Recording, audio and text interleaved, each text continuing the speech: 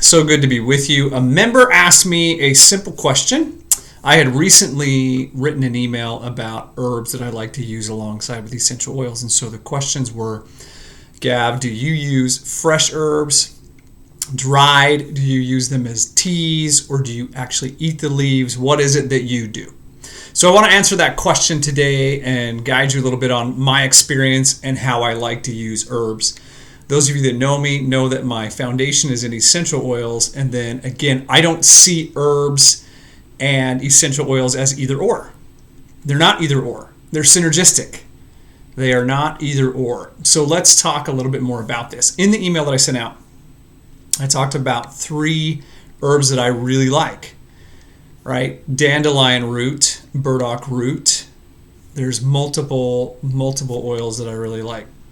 Those are 2 that I like. Then I also like berberine root.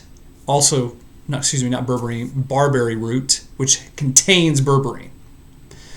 And so in asking this question, do I do fresh or dried? It's really up to you. Personally, I do dried, but if I'm open, or should I say I have the opportunity to get fresh, yeah, I'll do fresh. Absolutely. Not a problem. But for the sake of efficiency, most of the time I end up with dried root in capsules. And when we're talking about these herbs, I'm talking about them as singles, right? So the single herb of dandelion root, the single herb of burdock root or barberry root. I'm not necessarily finding a blend that I want all of those in unless I make it personally. Then the other thing regarding teas, I love teas. I love herbal teas. The only type of teas I drink will be herbal teas. That's all that I drink. As one who has experienced liver disease for 16 years, right?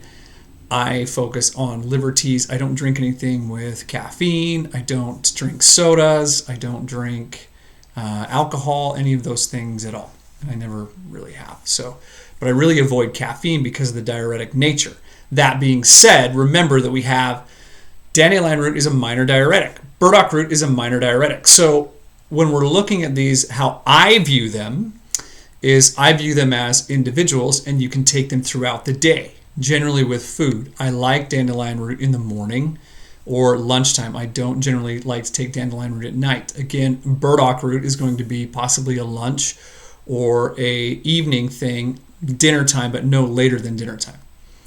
Barberry root, I'll take it anytime. It does really, really well for me because of the berberine. But remember, I'm taking barberry root because of the berberine that's in it. I don't want the berberine extract. I want the whole herb that has the alkaloids and those things that support each other and work synergistically. I don't generally do extracts long term. I may utilize a extract short term, but I won't use it long term. That doesn't make sense to me. I don't want to just pull out one part of the plant and then try and have that one part supposedly support so much of my body when in its natural form it has more alkaloids and even capacity to just help the rest of the body, right? But again, remember, why do I use essential oils first? I think that's a question that we need to discuss, because what is it that an essential oil is? An essential oil is a messenger. It doesn't heal anything. It doesn't force anything. What an essential oil does is enhance the messaging. When we become overwhelmed or stressed, oftentimes the messaging in the body gets clouded. It struggles. And all an essential oil does is provide sharper messaging. It's just like if someone were to come into a conversation, right? You're trying to explain something to someone, they're not getting it. Somebody comes in from the side, says about the same thing you do, changes 2 or 3 words, and you're like, whoa, we all understand each other. This is magnificent. That's how I see an essential oil. It's not forcing anything to happen, it enhances the messaging. So another way we could look at that is that I see the essential oil as it opens the door for the nutrients to walk through. I don't see them as an either or. They're complementary. They're completely complementary. Now again, there are a lot of herbs out there that can be really, really helpful for the liver. Again, as one who has experienced 16 years of liver disease and I was told that I would die before 2019 without a transplant, this is on my mind, right? This is on my mind. But again, there are so many herbs that could be talked about. This video was not specific to that. It was the idea of, Gav, the herbs that you shared, again, are they dried? Are they fresh? You have that option. You can choose that option. I love fresh when I can get it, but again, for the sake of time, usually it's not.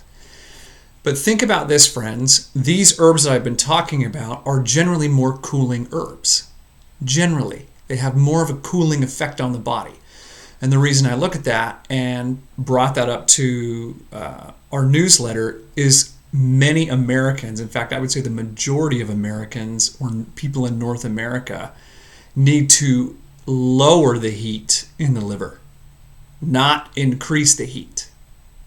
That's why I have found these herbs work so well. Again, these herbs, I love them, specifically dandelion root and burdock, because they enhance bile flow.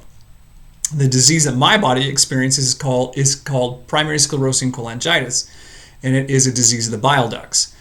What I have learned in my experience, if there's no flow, right, there's nothing to protect. And so again, this is another reason why I don't generally use something like milk thistle and turmeric. I have not had great success with those. Those are great, what we call hepatoprotectives. They're protective of the liver, but they don't necessarily really enhance flow. And as someone in my case, I'm wanting to manage flow. Dandelion root can be so helpful with flow. Burdock root can be helpful with flow. And then when we look at barberry root, or one aspect of it, which is berberine, we're looking at glucose management. And so these are just some of the herbs that I love, how I like to use them. I will say I do like a dandelion root tea often. If I'm going to choose a tea, I generally go for a dandelion root tea, but I'm not going to take that tea at the same time as the herb. That would be too much diuretic. That would be too much. And one of the things we have to be real careful with is managing our electrolytes, especially when you experience something like liver disease like I do.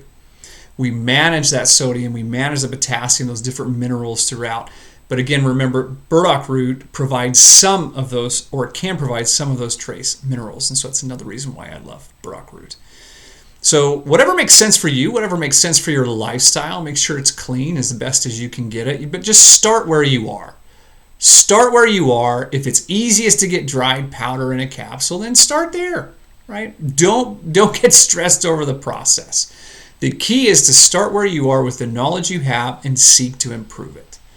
My friends, so great to be with you. Hope on, and I will talk to you soon.